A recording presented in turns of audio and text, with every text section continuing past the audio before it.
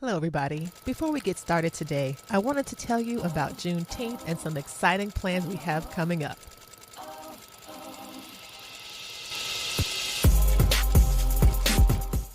Juneteenth is a celebration of Black freedom.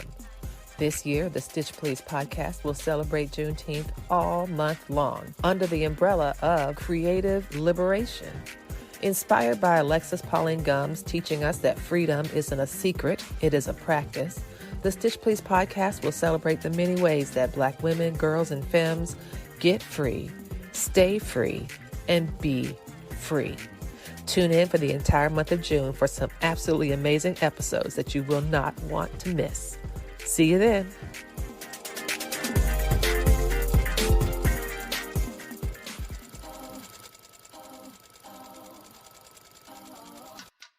You might have learned that the Emancipation Proclamation and Union victories ended slavery in America.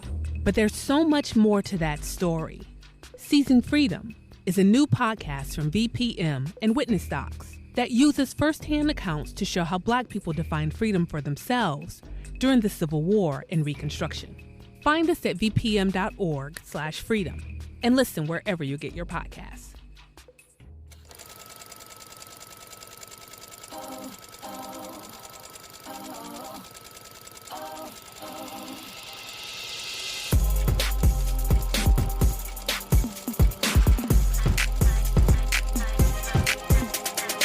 Hello, Stitchers. Welcome to Stitch Please, the official podcast of Black Women Stitch, the sewing group where Black Lives Matter. I'm your host, Lisa Woolfork. I'm a fourth-generation sewing enthusiast with more than 20 years of sewing experience. I am looking forward to today's conversation, so sit back, relax, and get ready to get your stitch together.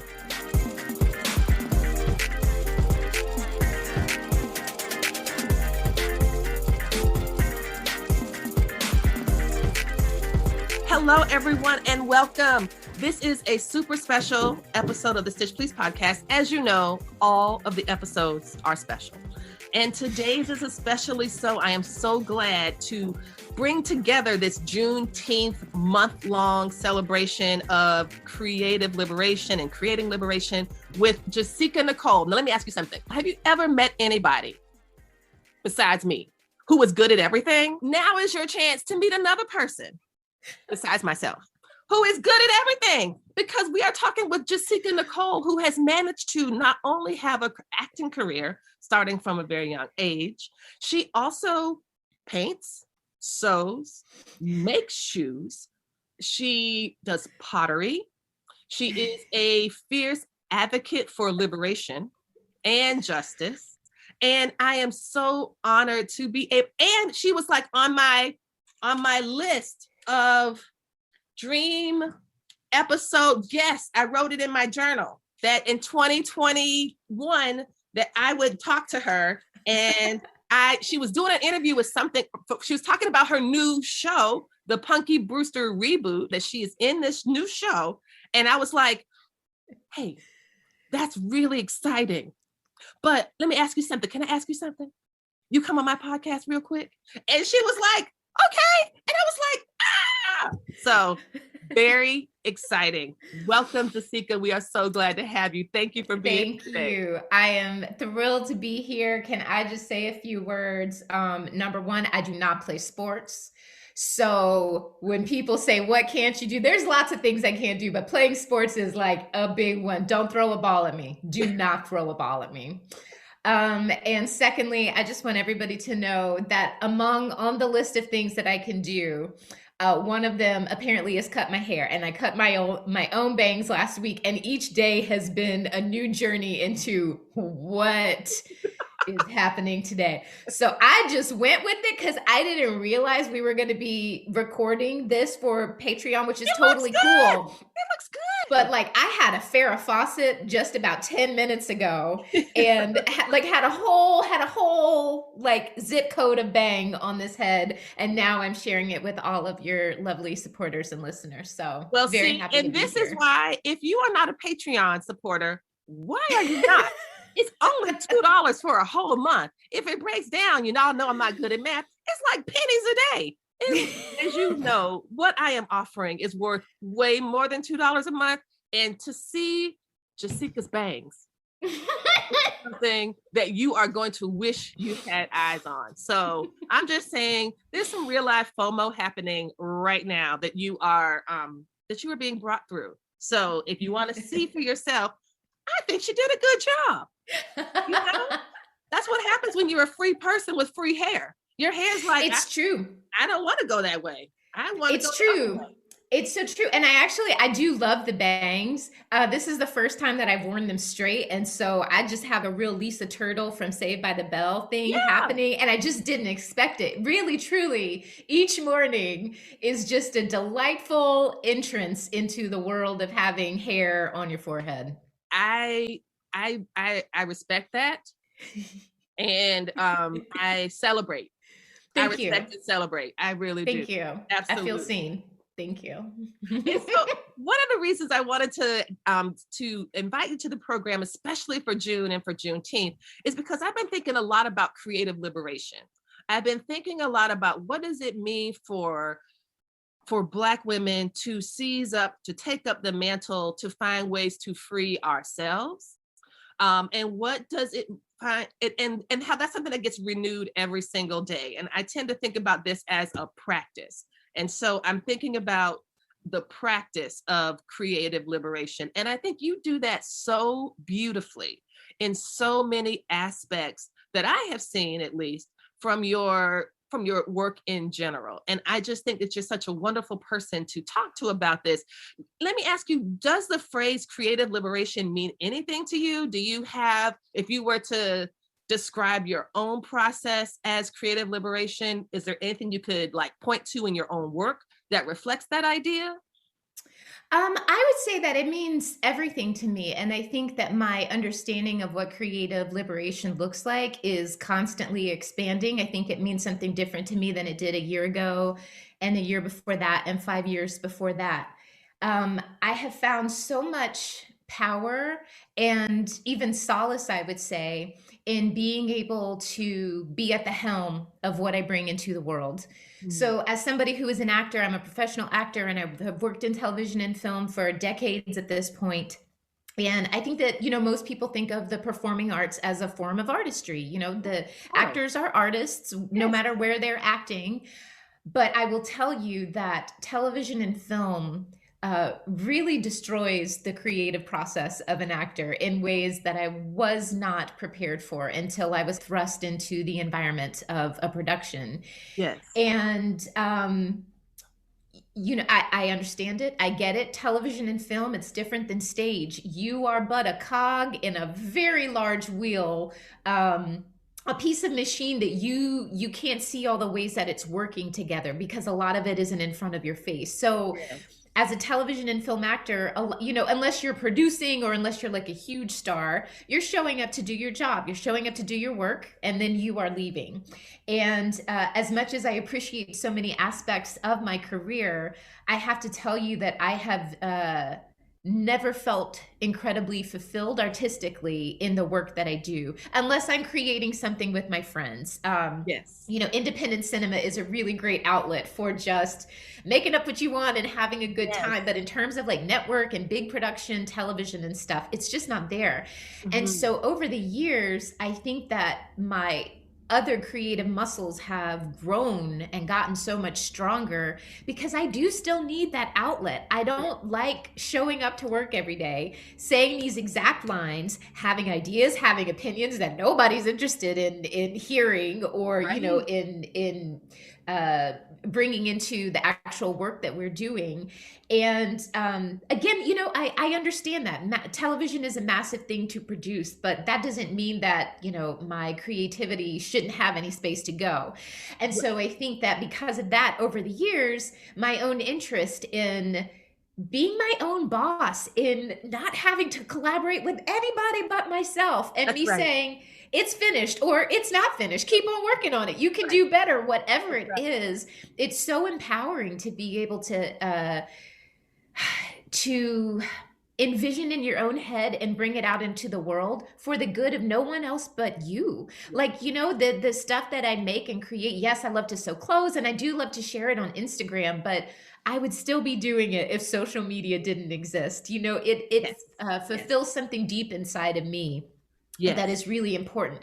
So that freedom, I think, that liberation that comes with what you create has been like an opposing force in the actual career that I have. And honestly, it really balances it out. I don't think that I could do either of the things that I do, like the work that I do or have the hobbies that I do, if the other, point wasn't there to balance it out. Yes. And in addition to that, that's one part of creative liberation. But I think that as a Black woman specifically, I just grew up thinking that there was only a handful of ways to be Black, Mm, because that is what media showed us. They showed us one type of person on TV, and we read about one supporting kind of person in books, and we read yes. about this kind of Black person in movies. And we all knew that we were so much more expansive than that. And Mhm. so now as an adult, I feel like I'm able to just live how I want and not try and fit anybody else's idea or narrative of what it is to be a Black woman. Yes. Um, Sometimes fitting into these stereotypes that have been existing for long before I've been born. Like, I have been an angry Black woman before, and I will continue to be an angry Black woman, but I Because am not Black, always an angry. and But because Black people, you all have things in this country to be angry to about. be angry If about. you have never, I don't know, read a history book or, I don't know, watched anything anywhere. Oh, yes. This idea that somehow our anger is unusual and extreme and out of proportion, like racism, Yes. that's just racist. Like, all everything that you've said, all of that is true. We can be all these, we can have all these commonalities in being Black, and we can also spread out beyond them. And I just, I think a lot about growing up, and I lived in a mostly white neighborhood, went to a mostly white school. And everybody that I went to school with were like, you talk so white, or what, you don't seem Black, whatever it is. I really had to grow up and unpack that stuff and be Yes, like, no, you don't get to tell me how to define my Blackness, and that's right. what it is that makes me who I am, and the ways in which I do connect to my community, and the ways in which I'm like, man, we all have jokes where we're like, they took my Black card away for that one. I sure did go to that White Snake concert. Whatever it is, that is the beauty of Yes. Black culture, is that it is so vast and you can't put it into And one. it's elastic. It absolutely, it is ever changing. It Mhm. is much like humans in general, and language, like, it is something that is constantly evolving. We are never static, That's right. and that is something that is so exciting about, I would venture to say, communities of color across the board. They're just, there's a magic in being able to exist with a group of people and also shine outside of that group of Yes. people too. Yes, And absolutely. I guess the liberation that I feel is giving myself permission to explore all the different parts of who I am, and not feel like it needs to Yes, settle into some nicely packaged idea of what a woman is supposed to be, or a queer person is supposed to supposed be, to be. or a Black woman, like, whatever it is. Exactly. It's so there's so much beauty and truth in what you just said. And what you made us what you've made me realize is that Hollywood, though there's a lot of romance built up around the idea of Hollywood and the Hollywood industry, it's an institution. And institutions are not designed to protect people. Institutions are designed to protect themselves. And Yes. so in the same way that, anyone else who might have to go to a corporate job or to a job at a school or a university or at a grocery store or whatever, there are systems in place that are very rigid and very difficult to change. And so that was something that I was really struck by, and that that even though we might think, oh my gosh, this is so glamorous, you know, to do this work and to meet these new people and to create something that's so beautiful and permanent and or seems permanent, you know, because we're watching it on television, you know, but there's also a lot of precarity in that as well. In addition to sometimes you have to eat shit. It feels that way. And so I was thinking about an article that I read from the New York Times back in, I think it was 2000. I think it was maybe back in 2017 or 2010, and you were quoted in it. It was about being queer and out in Hollywood and how that was challenging. And maybe it was it was recent. I couldn't believe that this was a conversation that would happen in Hollywood, that you could be maybe I guess I wouldn't say the word like banned or anything, but you could face negative consequences, like casting directors don't want to hire Black folks, or this person doesn't want to put you up if everyone knows that you are a lesbian or a queer person, like you might miss this role. And it feels to me like that Hollywood seems to have and has always had like tons and tons and tons of queer people and gay people in there. And I'm like, why is this somehow this way? It feels of all the industries and of all the institutions that would be more forward thinking and progressive, it would be Hollywood. You would think, not, but it's just not. But it's not like it's racist. It's really racist, even though they're making products racist, misogynist, transphobic, homophobic. And it's just incredible because there might be some beautiful products that emerge from that. That's, oh, wow, this is really great and forward thinking and amazing. But then I guess there's a huge story of struggle about how that even was allowed to get produced, you know? So, so have you found any type of, in your time in the industry, has that changed or relaxed in any way that since people are talking about it, or is it pretty much consistent that this has been a challenge for this feels challenging for different folks who might be marginalized in a variety of ways? One thing that I've learned in my career is that I can't ever look for any institution for freedom that doesn't have people like me at the helm, at the charge of it. So until, you know, there are people of color and there are women of color and there are queer people and disabled people and trans people who are making the decisions. And I don't mean a writer's assistant in the writer's room. I'm talking about people, not the PAs, the actual people who are making the decisions of what audiences are going to see, what these networks are going to pour their money into. Until those people are representative of our community at large, it's not going to happen. And that isn't to say that this work isn't important or significant. Of course. Because I know that it is, because it would have been important and significant to me as a kid to see somebody that looked like me on television. Or any Black woman who isn't getting arrested, or who isn't trying to raise a family on her own because her husband has been incarcerated. And I'm not saying that those stories don't deserve space, because they absolutely do. You know, like that's all a part of our experience. But again, it's this narrow scope of it where we're not expanding beyond that. And so it is difficult for me to say that things have changed significantly. Of course, somebody who looks like me 30 years ago can probably say, yes, things have gotten a lot better.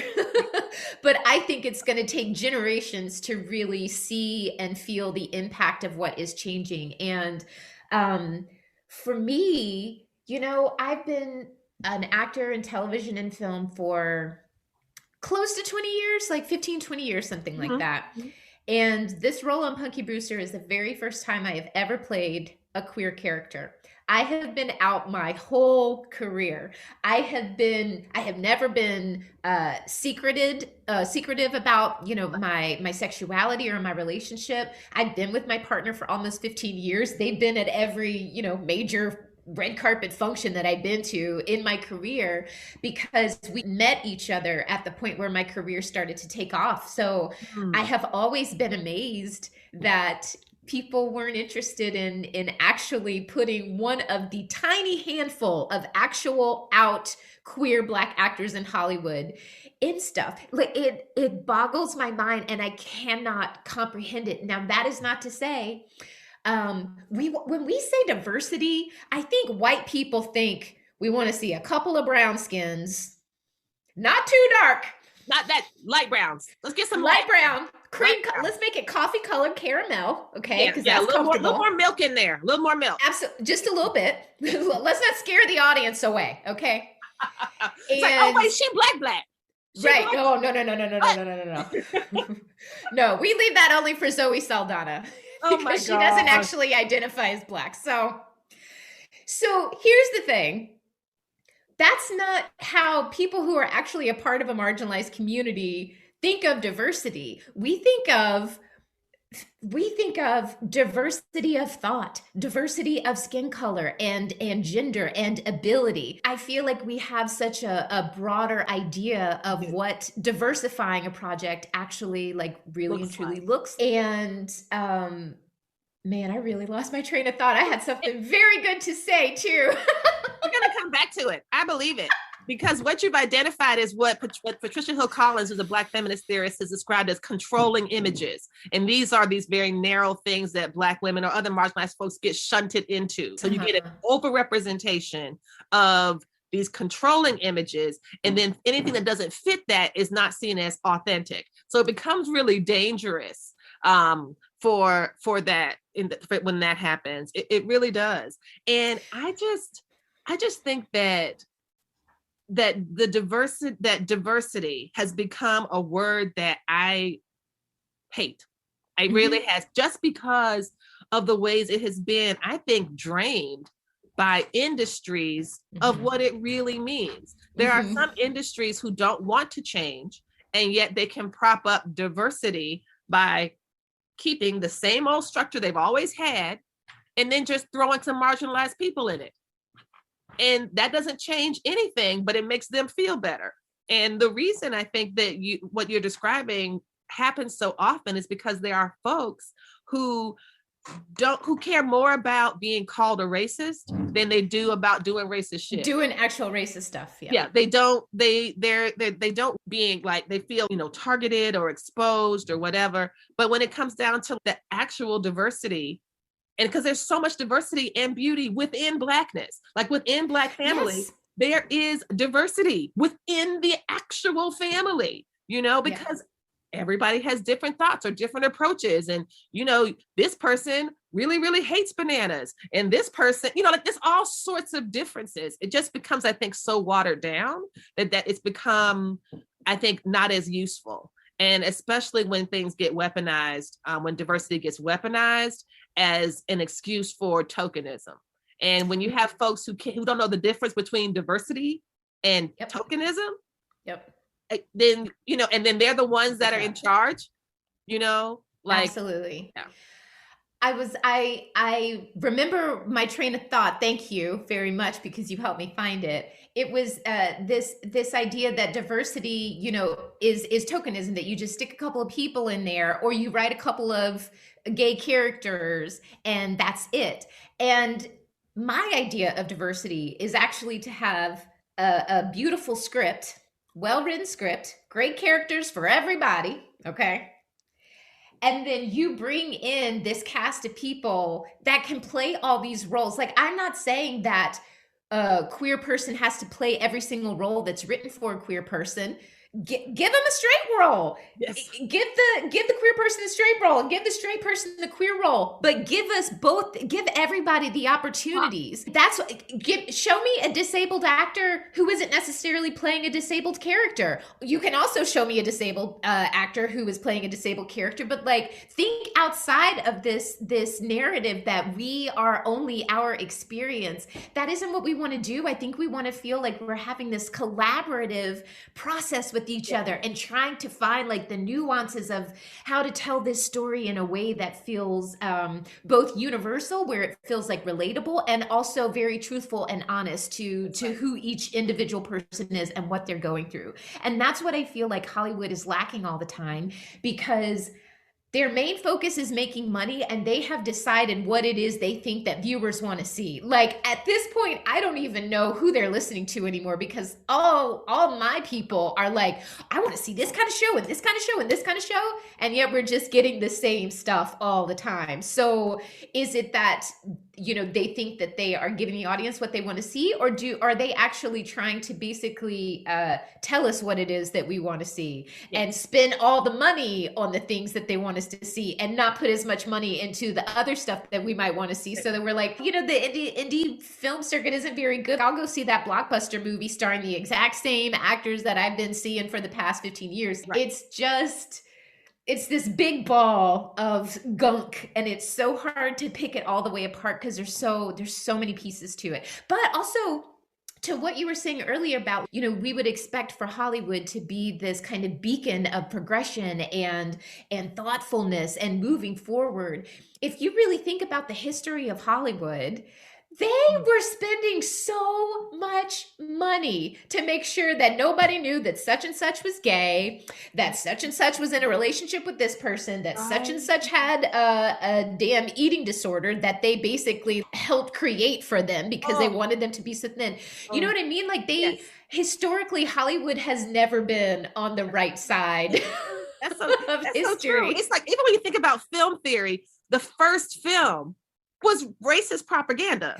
Like the Thomas Dixon Klansman was based on, you know, like that Birth of a Nation was based on Thomas Dixon's The Klansman, which is a heroic story of the Klan being heroes. And this film was screened at the White House. When you think about things like, you know, Gone with the Wind and that racist propaganda, and how it becomes this cinematic glory, blah, blah, blah. All of that's incredibly racist. Like, it is white supremacist propaganda. And so I don't know why I would look to that for liberation. And this is why I think it's so important that when you have the opportunity to create your own space and to have your own creative outlet, when your vocation, the job that you do for money, is very restrictive, you know, even though you get to express yourself, of course, but there's so many limitations. When you have your own space, I think that what you have done with it and your platform is staggering. And it is such a wonderful example, again, of creative liberation. Because what you have done is you have created a space that allows you to you set the parameters, and you're setting them in a way that is really free, you know, and free for you to be free and to be safe. And that's something that I really absolutely admire. That I admire that on your profile at the top, it says no unsolicited advice. I love that. So when someone's, look, she cute, she got some nice outfit. No unsolicited advice. Okay, tell us a bit more about how that came to be and why you find that important. Okay. So joining the online sewing community several years ago, it was a huge deal for me because I think that I am most articulate when I'm writing. So any kind of online spaces, it's always it's how I met my partner. It's how I met so many of my friends through social media over the years. I'm talking about back in the day, like when I first moved to New York in 2003, and I would make friends on Craigslist because it was so long ago that it wasn't dangerous. Like nobody was like using it for true crime. It's so true. It was just like, you could actually meet a person who doesn't want to chop you up and put you in a pie. You can meet people who wanted to hang out and do things. I know. And I feel so lucky. It was a small pocket of time. It was like a couple of years where really the only people who knew how to use Craigslist were, I want to say, tech savvy, tended to be on the younger side, like right out of college, familiar with Friendster and stuff like that. And so that's just, online is just always how I've looked for and found community. Also as an introvert, because hanging out in person is just a lot, but I'll text you all night long, girl. So finding the online sewing community, specifically like through Instagram and through sewing blogs, was just a really big deal for me. We had just moved from Vancouver, where we had lived for 4 years, on this show that wasn't like a great show to be a part of. And really, without going too far into it, it was a little bit, I don't think that people give enough credit for kind of like having healthy relationships with more abstract things, because we think of abusive relationships with other people, but we can have abusive relationships with work, with all sorts of things. Yes. So that was an abusive relationship in my life. So coming out of it was really scary. I was, all the things that you feel when you get out of a bad relationship, feeling insecure, not really understanding your value, not knowing what's next. So I was coming off of that when we moved from Vancouver to LA. And so finding this online sewing community just was really, really important to me. And as I started to gain more followers and share more of what I was working on, I had an uptick in people writing to tell me about myself or what I had made. And I think that most makers and sewists and artists are at least a little bit familiar with the very common practice of people who you don't know or people you do know reaching out to tell you that they don't like that color on you, or that you should have done it this way, or that pattern actually doesn't work with those shoes. And it was such a sucker of joy. If I'm proud that I made something, there shouldn't be anything to keep me from feeling proud. I'm just sharing it. I'm basking in my own glory. It doesn't have to be your glory. It doesn't have to be anybody else's glory. It has nothing to do with them. It doesn't have anything to do with anybody else. And so I got to a place where I was like, all right, this is making me not enjoy social media. And I really enjoy social media. And I want to make it a safe space for me where I feel like I can come and be myself. And that doesn't mean everybody has to like me, because I don't like everybody. So I don't assume everybody's going to like me. But I should be able to have the space to create a world in which my needs are being met and nobody is forced to be there. But I have a right to say, this is what I need from you. And you can either give me what I need or move on your own way. Exactly. And really, you're listening to the Stitch Please podcast. I'm your host, Lisa Woolfork, and we're talking today with Jasika Nicole as part of our month-long Juneteenth celebration of creative liberation. Stay tuned, and we will be back with more from Jasika. Black Women Stitch and the Stitch Please podcast are happy to announce that we have another way to connect with our community. In addition to the IG Lives that we do every Thursday at 3 p.m., we also now have a club on Clubhouse. That's right, friends. They done messed up and given me the chance to have a club. Follow Black Women Stitch on Instagram and now on Clubhouse Thursdays at 3 p.m. on Instagram and 3:45 p.m. on Clubhouse Eastern Standard Time. And we'll help you get your stitch together.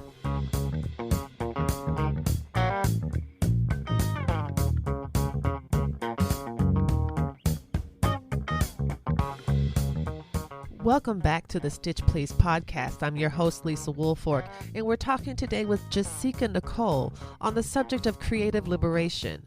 This is part of a larger conversation we're having the entire month of June to celebrate Juneteenth, to recognize the creative ways in which Black people regularly liberate ourselves. So, without further ado, here's more from Jasika Nicole. Essentially, it is all about boundaries. I try to be very open with how I want people to interact with me on Instagram, because if I don't, it's not worth me staying. I don't want to be on there because people expect me to, or because it's the thing you're supposed to do. And it's really funny I'm saying this because I have a Twitter and I hate Twitter, and I'm only on Twitter because as an actor, you're supposed to have a Twitter so that you can, share what you're doing. So I'm being a little bit of a hypocrite right now by saying, you should do it, but it really Twitter's is for work, and Instagram is for your spirit. That's so succinct. Yeah, Twitter is for work and Instagram is for your spirit. That is so succinct. if they don't like I love that. You're absolutely right. Yes, Instagram is so happy for me. Not all the time. I occasionally have some stuff that goes on, but for the most part, I would say it is just good and fun and awesome. And so I started to share what it was that I did not like about unsolicited advice, and basically saying it is the thief of joy for you to one here. Okay, let's really break it down real quick. When you give somebody unsolicited advice, you are making so many assumptions. You're one, assuming that they want your advice. Two, you're assuming that they haven't already tried the thing that you're suggesting. And three, I can't remember what the third one is. The first two are really important. The third one is you're assuming that you know what the fuck you're talking about. Oh my God. Okay, thank you. That's the other one. Because I promise you, if most of the unsolicited advice that we got was good, I don't think that most people would have a problem with it. You know what I mean? Yeah. But it's not. 99% of the time, I already tried, it didn't work, or I know it's not going to work, or that's not the thing that I want to do. And I think that the other part that gets missing out of this is that a lot of makers, not all of them, some makers love unsolicited advice, and that's okay. You don't have to not like it. It's helpful to be clear about what it is that you want and don't want. You know what it reminds me of when you're talking about it and the way that it makes you feel? It's almost like it's like street harassment of the internet. We know, for example, yes, when you're walking down the street, how often have I been able to say, you know what? Some raggedy man rolled up on me in Kroger today and gave me some really excellent advice. Like, never. He made me feel really good about myself. Some people who do street harassment, yes, don't call it street harassment. Yep. They think it's a compliment. In the same way that people who send you unsolicited notes think that they're teaching you something you don't know already. And it's different if you're Absolutely. in community with someone. If you're in community with a group of friends, of course you want to know what they're saying. There's a lot of people on the internet. There's a lot of people who follow you on Instagram. And if all of them were just rolling in to say, you know what, you might want to try a little bit of a warmer color because I'm not sure I like how this is working out on, I don't know. Have you thought of that? Have you asked any other strangers? When you break it down, it really does make it clear how there's a way to be in community with people. There absolutely is. And I so appreciate you saying, like, I have friends and they'll tell me shit all the time and we laugh. You know what I mean? Like there is a difference from getting, some ideas from somebody that's like your homegirl or whatever, or my partner Claire, who has a lot of ideas all the time, which is totally You're probably full up on ideas. Right. Between their ideas and your ideas, Absolutely. Y'all got a house full of ideas. So, and then the other part of it is that, again, not all makers feel this way, but I am somebody who just relishes in the process, the good, the bad, and the ugly parts of it. There have been things and I was like, this took me 2 weeks to do, and I cannot believe it took me so long, and I was so sick of this project. But when it's done, I'm just thrilled. I don't want somebody to try and hand me all the answers. I love figuring that stuff out for myself. I love troubleshooting. I love doing something wrong and learning that that's why you don't do it that way. There's lots of tutorials and they're don't do this, and they don't always tell you why you don't do that. I love figuring out why, because there's extra space in there. Like sometimes you figure out why and all right, I'm not going to do that again. Sometimes you figure out why and something that you actually can do that's a shortcut or something, whatever it is, it becomes you being the boss of what this journey is going to look like. And I love that. And the other thing, and this is like bigger than the maker community, I would say, but just because somebody has a problem, that is not an invitation for other people to solve it.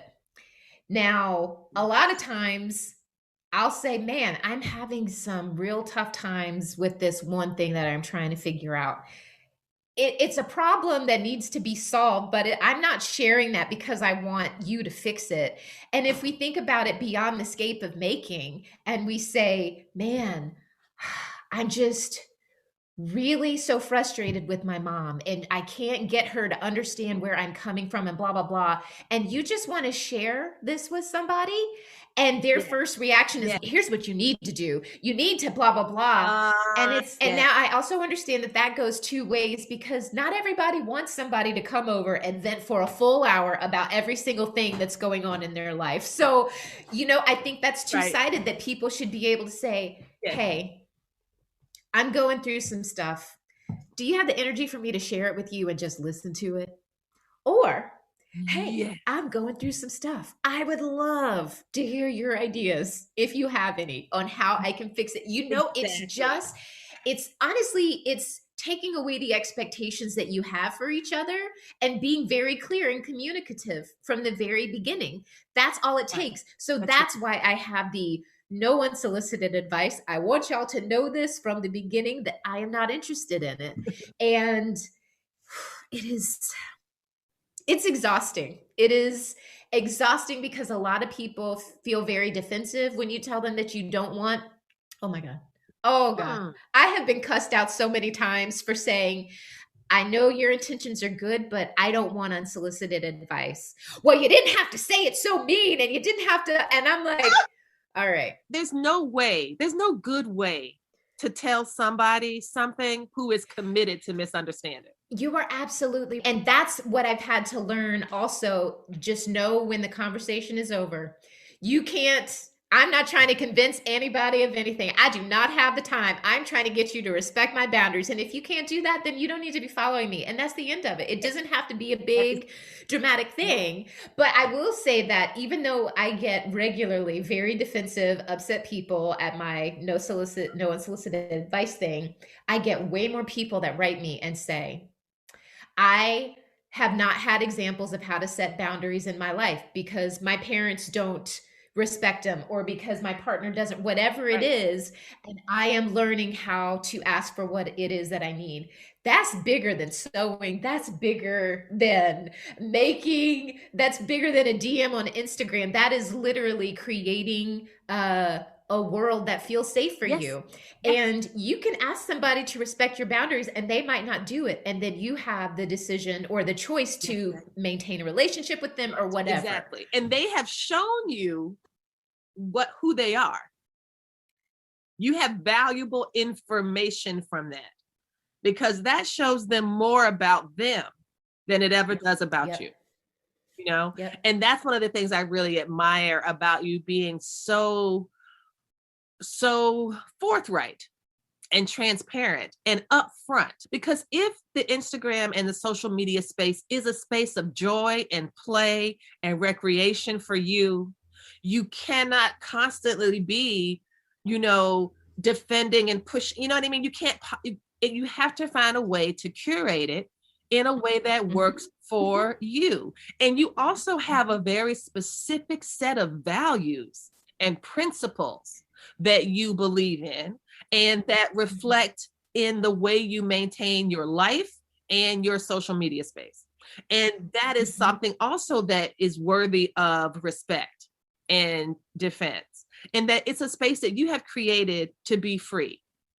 And that's one of the things that I think is so successful about it. And that I think that me and many other people admire as well, because in teaching people how to treat you in this space, you're helping other people learn how to erect those same things in their own lives. And I think that often when you find somebody that has boundary issues, it's just as you said, they don't have boundaries themselves and they don't believe anybody else should have them. They don't respect their own boundaries. They don't even have them. Yes. And so when you run up against somebody who has one, it's, wait a minute, that's not right. You're supposed to say yes to everybody for everything and always be on call and always be tired and exhausted and weary and confused and angry and uncertain. You know what I mean? Like, it's just, no, you can't. Yes. And, I don't think that it is an accident that it is happening in a realm of, I would say, mostly women follow me. That's the majority of the people who are following me. And having boundaries and sharing them with other people and, demanding that they be respected and acknowledged, that is just not something I would say that is generally taught to women in this particular I agree. culture. We are taught to appease people, to take care of everything. And honestly, we are taught to problem solve. I feel like Yes. it is, how do I say it? There's this culture of assuming that women will come in and fix everything that needs to be fixed, and that they do it behind the scenes and you don't even recognize that they're doing it. So this jump, this like intuition that people have, that women specifically have in my DMs, to like show me how to fix something, I have to keep reminding myself that like, this is something that they have been taught. I was taught it too. I have also been like an active problem solver and can't listen to anybody. I got to figure out how to make the hurt or the pain or the whatever go away. And it is, I just want to fix it. Yes. And so it is a real intentional unlearning that I think that women have to do, specifically to both recognize that it is totally acceptable for them to set boundaries with the people in their life that they love, and with strangers alike. That is absolutely okay. And that it is not okay for you to say, this is what I want, and somebody to say, no, that is not okay. And we think that it is. I think what you said, you spoke to earlier about normalizing it.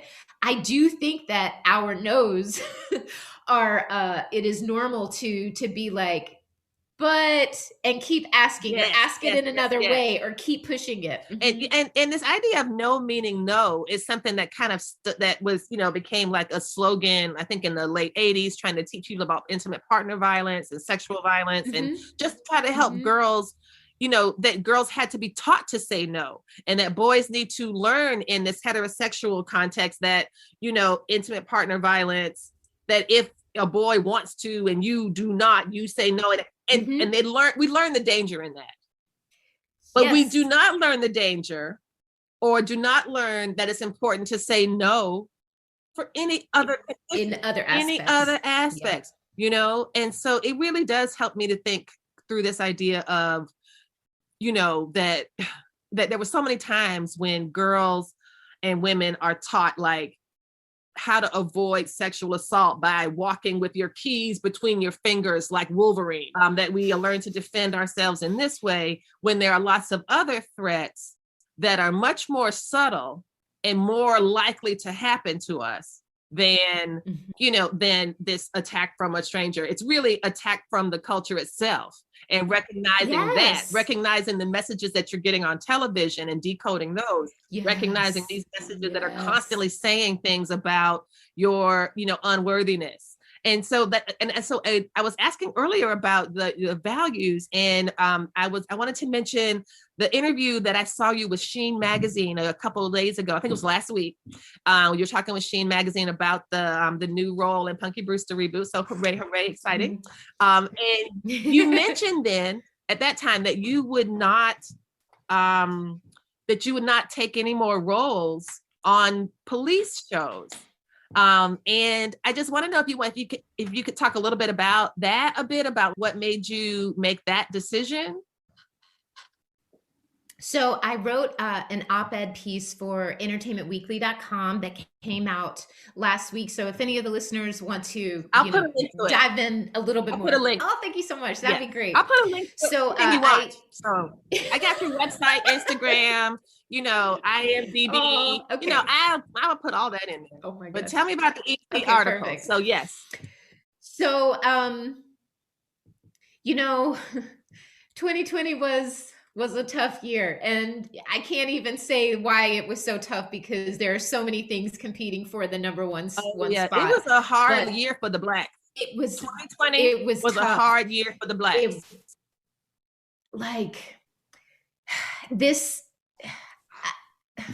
It's so hard to articulate it. Like, obviously there is a terrible virus.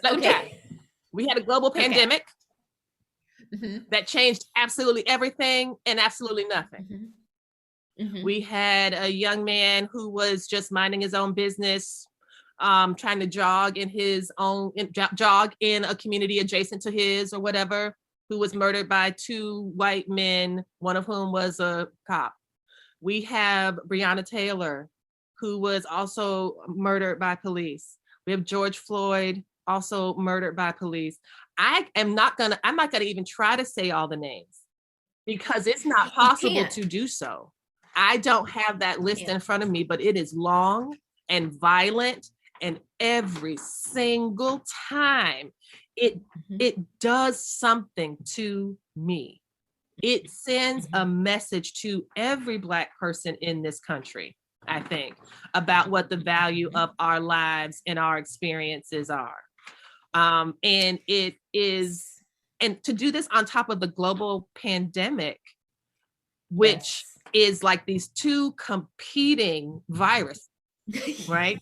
The virus of white supremacy, or as Zadie Smith in her book wrote in Intimation, she says contempt is the virus. Right? So it's white supremacy, it's contempt.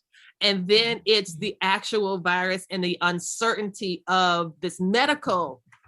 And so it just felt like we were caught between two pandemics.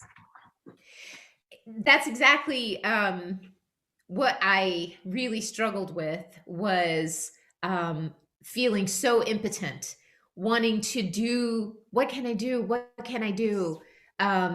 It was really scary to go out to the marches. And I loved that there were marches and that there were these protests. And I hated the fact that every single person had to have this really, scary conversation with themselves. Am I going to put myself at risk to stand up for my community and go out there and show support and solidarity? Which is more important? It would depend on the day. We went to marches here in Los Angeles. My partner is immune compromised. And so it would just, and they came too. We went out there and we were masked up, but there was just no easy decision to make. And that made you feel even more without power. And so, I write in the article how we're sharing the hashtags. We're donating to the political candidates that we think are going to bring about change. We're donating to GoFundMes. We are trying to get the word out. We're sharing books. We're sharing information with each other. We're doing that is like the most work that I felt like I could do was with my fingers and with a device in my hands. And, all the while acting like everything is still normal, like still doing auditions. I don't know when they're going to be filmed, but I'm going to send this audition. It's this need for people to try and keep things as if they are normal and maintain the status quo while everything is literally falling apart around us. And so I had this audition, and it was for what I'm sure will be a really ridiculous show, but it seemed fun. I was like, yeah, I'll go in for this. This could be really fun. And I realized what a disconnect it was for me to be self-taping. I'm here in my house just taping this audition with my partner for this police officer.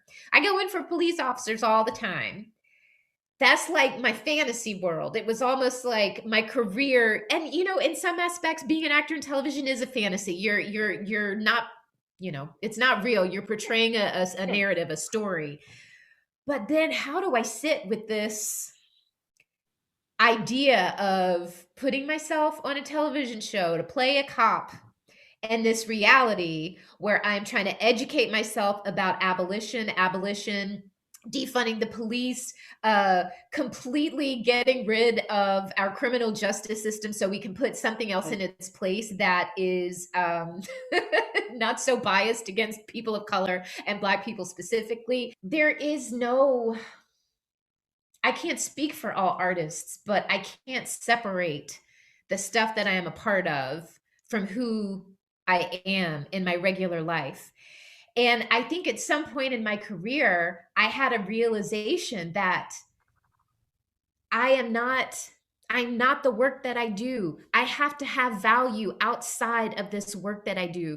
Who am I if I don't have this job anymore? Who am I if I never get cast? Who am I just in the bed at night about to fall asleep? Who knows if I'm gonna wake up tomorrow, because nobody's day is promised ever. Who am I outside of that? And Hollywood is built up so that we really put, all these people on a pedestal, and we fantasize about how amazing and great they are. are, and it takes away their humanity. Mhm. And how do we infuse our own humanity in ourselves again in this specific line of work? Like, it's just a lot of questions, and I don't have all the answers to the questions. I'm good at asking questions, not great at answering them. But I knew, and I said to Claire at the time, I was filming the audition, and I was like, I shouldn't be doing this. And they didn't even hesitate. They were like, maybe you shouldn't. Like, it was not, it was nothing. And so I just made the decision there. I had already sent this tape in, and I was like, it's fine, I'm not going to get it anyway. But how do I move forward with intention? Like, how do I feel empowered? And this article came out, and I cannot tell you how much hate mail and hate comments that I've received from all these people, which is to be expected. And honestly, the stakes for me are very low. I know that there are activists out there who are doing really big things, who are getting death threats all the time. So I don't want to put myself in that camp, but I do want to acknowledge that it is not easy to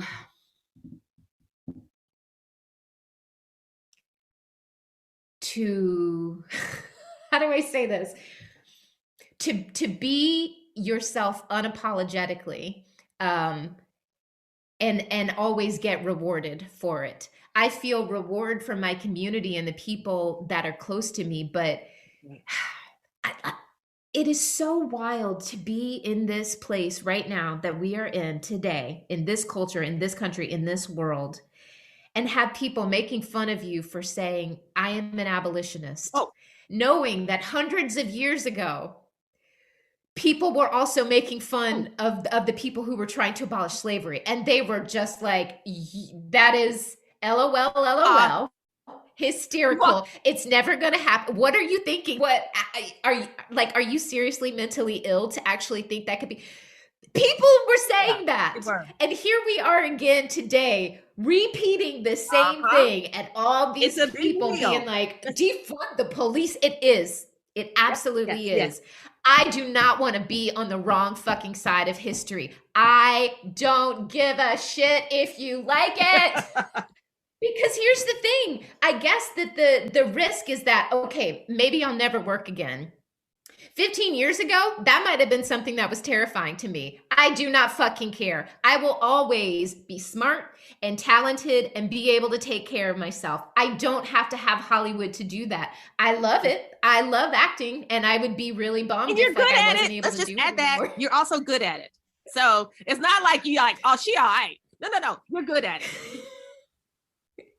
But we have to figure out what our value is outside of the thing that capitalism tells us is our value.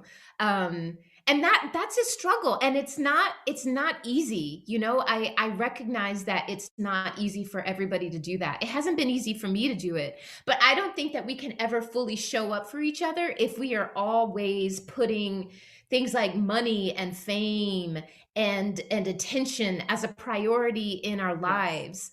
Like, I still want to be the same Jasika, whether Instagram exists or not. Yes, exactly. And when you say that, how rare it is to be rewarded and also be your whole entire self, that becomes less important once you realize that you are the source and that you don't need to have this, like, you're not constantly because I think in your line of work, you audition. In work, you put yourself on the line. You have to be vulnerable. You have to be willing to accept criticism and rejection and all of these things that happen that may or may not be fair and most likely are not fair. And you have to deal with that with work. But when it comes to who you are and who you are as a whole person beyond a job, beyond a task, beyond a role, that's who you will always be. And that's why it's so important to do the work that feeds your soul. And this is not to say that people don't need to have jobs or whatever, we live in capitalism, but this idea that who you are is not going to change and should not change with the whims of what other people think. And I feel like that's such a recipe for unhappiness. It feels like such a recipe for this constant chasing of affirmation from people who really have no criteria with which to judge you anyway, you know? And so it becomes so important to honor yourself and to remember, as a friend reminds me, is that you belong to yourself first.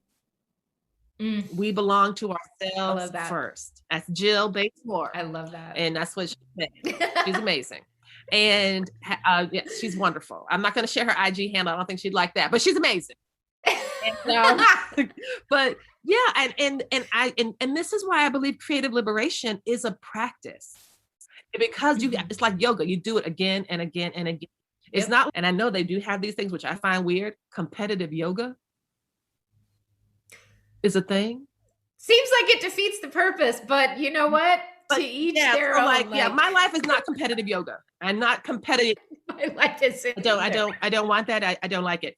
I want to ask about your painting, because I saw you did a painting of Jackie's book, Embody. Yes. Yes. Did you know that I'm in it? Oh my! I'm in the book. There's 2 patterns in that Embody book. Wait! Oh my gosh! Yes, you were in the. Oh my gosh! I'm so sorry. I didn't mean to yell at you. Okay. Yes, I absolutely. That's you, and that's why. Did she just do a podcast with you recently or something? Like a discussion, a discussion. So she and I had a conversation, and she announced it on her newsletter, and people came to that conversation, and yes, did that like last week. And this is so full circle for me, because it was so weird that we were in touch with each other and I was going to be doing this thing. And then she was like posting all this stuff about you and just saying really nice things about you. And I was like, oh, I'm so excited to talk to this woman. She's clearly like super, super smart and very talented. And she just got me really hyped up. And now I'm realizing that, yes, you are totally in that book. So they sent me the book to review it. And I did. I'm in a knitting hiatus right now in my life. Which I won't go into. But it was so funny. I got the book and I was like, all right, I hope that I'm inspired to knit something. And I looked all through it and I was like, I'm actually just inspired to paint everything. Like, the book is so pretty. The colors are so stunning. All the plants that are in it. It's just real, like, pleasant, good, relaxed, chill vibes. So yeah, it was a delight to paint her. Although I told her, I was like, I'm sorry, I don't think I did you justice in terms of like how pretty you are, because I'm just getting into watercolors. But you did I thought you did a good job. When I was going through your page, I was like, oh, it's Jackie. I knew what it was right away. So yay! Oh, that makes me so happy. I knew exactly. And then I was like, where's mine? I don't see my picture.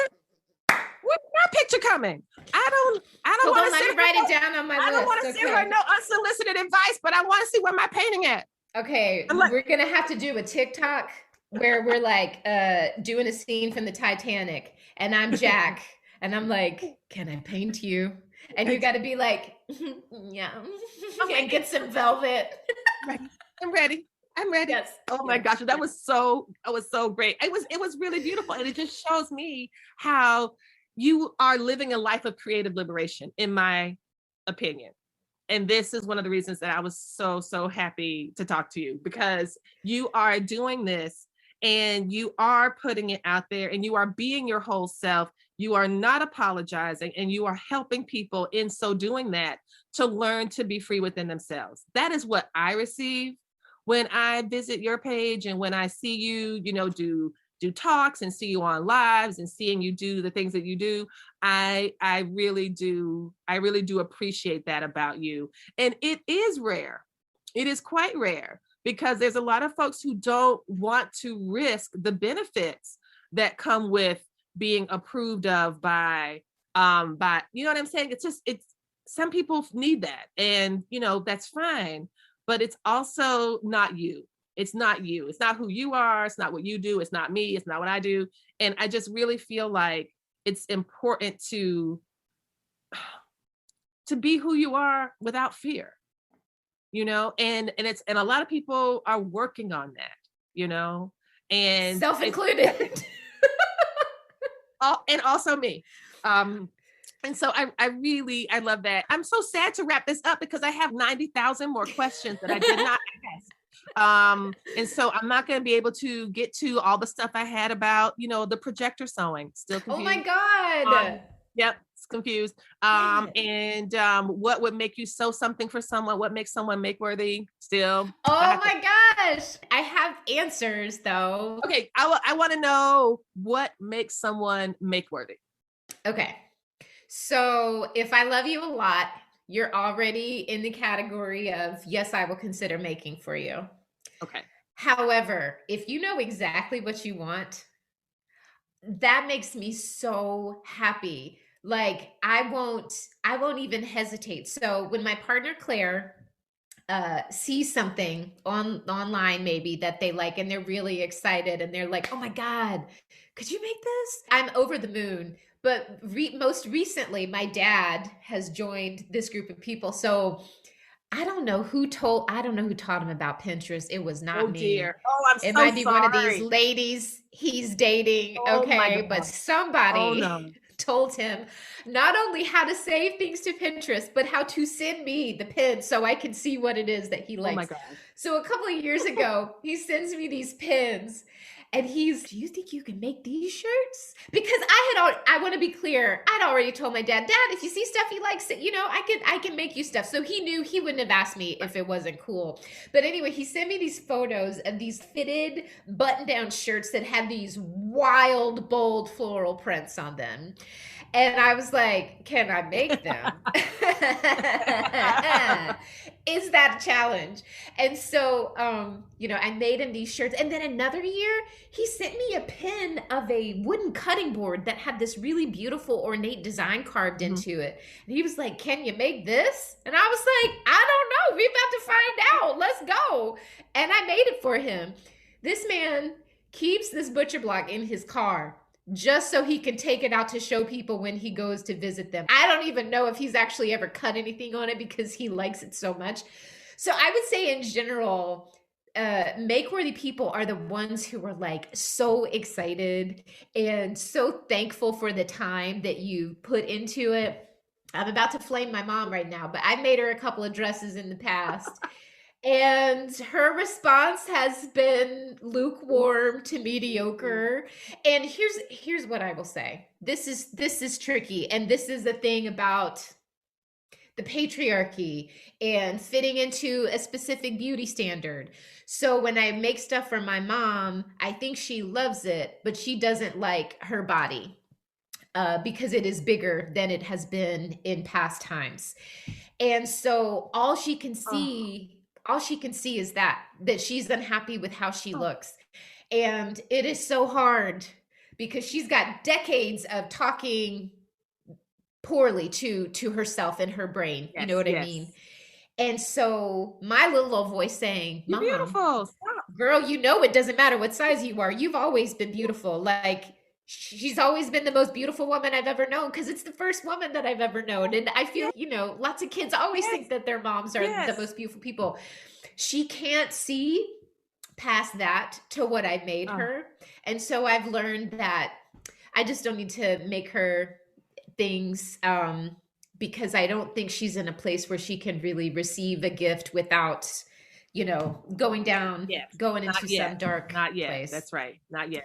Yeah, not yet. And you know what? I'm not giving up on her because I am constantly, sharing information with her and I don't know, trying to get her like on board with the like pro-fat movement. I say pro-fat, it's really, trying to be against anti-fat, but really like pro anybody's body that is yours is a good one. The Body is Not an Apology. I love that book. This woman does not read, okay? Like all she does is watch Hell's Kitchen and RuPaul's Drag Race, and it is so hard to get her. It's on tape. Like it's on tape. I know. All right. We'll see. Like you can tell us a podcast. You don't listen to a podcast. This woman, but you know what? You're right. I just have to. If I'm with her, she lives in Florida, so if I'm with her, I do try to infuse our conversations with, progressive ideas about bodies and how the patriarchy has affected, our understanding of what is beautiful, blah, blah, It blah. takes It's not it blah, takes but time. It takes time, it and does. she will get there or not. It's not, Or she and it's won't. not your job, right? It's not You're your right. job. Your job. You love her. Your job is you love her. That's it. That you love. You love and accept. Love. You love. You accept to accept. That's it. And I know we have to end this soon, but here's where, the boundaries, talking about putting boundaries on social media and being so adamant about what I expect from people. Yeah. It is so easy to do it on social media and so much harder to do it in real life. So when people write to me and say, I'm trying to be like you and stick out boundaries too, and I'm like, girl, I am also trying to do that. And I'm failing because I'm reading this note. Absolutely. Honestly, yes. But what I want to do is be like, Mom, you don't get to talk to me about diets anymore. I don't want to hear about it. I don't want to hear about keto. I don't want to hear you use the word fat in a derogatory way. That's what I want to say to her. And it's so it's just really hard, especially when it's somebody who lives far away from you. Right. So the actual time that you have together feels so limited. Yes. And you don't want to spend it fighting. Exactly. But I just have to get better at it. So that's the goal that I'm working on right now. It's one of the many practices. Yes. And that's what we do. We keep practicing. We keep challenging ourselves. We're trying to grow. We're trying to, again, expand, be expansive, be broad and big. If you are on Patreon, you are seeing these amazing gestures of expansion that she is doing. They're really amazing. You could tell she was a dancer. So I'm just saying, because she's doing it really well. And y'all are totally missing out. And her bangs are like now perfect.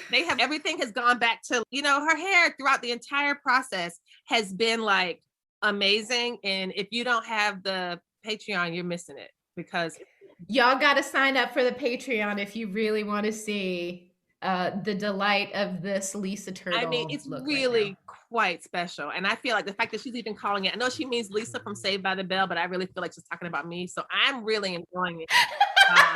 It's been like a great day for me. Oh, thank you so much, Lisa. What's your next big thing? Do you have anything coming up later on for 2021, or things that you're excited about?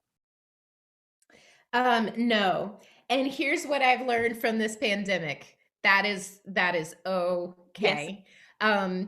I would say prior to the pandemic, whenever you do an interview or whatever, you're promoting a project and they're always asking what is next, because they want to make sure that it is beneficial for you and what you do and people can find you. And I remember always feeling so insecure if I didn't have anything that was coming up next. So I would make up stuff and I'd be like, I had a great audition last week. I don't know what's going to happen, but who knows? That was spectacular, because have you met me? But now, after this pandemic, I can honestly say I'm just trying to be alive and healthy. I want my family to be alive and healthy and doing well. That is really and truly, I have no idea what actual work I'm going to be doing next. And I don't even think it is as important to me as it used to be. I just want to have some good mental health situation. I want to feel inspired. I want to feel excited about waking up in the morning. And if an opportunity presents itself to me that is really wonderful, I will absolutely be sharing it on my social media handles. And then people can find me on Instagram. I am Jasika is trycurious.com. And then my website is www.jasikanicole.com, which is mostly a sewing blog. And don't worry about Twitter. That's just for work. That's right. And don't go to that work account. That's not where it's at. Don't go to the work account. That's not really me. Jasika hangs out. She don't hang out on Twitter. That's where work Jasika hangs out. If you want to go watch her do some work, that's work Jasika. Yes. This has been so amazing. You are wonderful, and thank you for being here with us today. This is amazing. Thank you, Lisa. You are awesome. This was such a joy. I appreciate you having me on, and I appreciate you valuing the voices of Black Black people, but also specifically Black women, Black femmes, giving them a platform to talk about the culture in the world and the art that we create. It's really, really cool.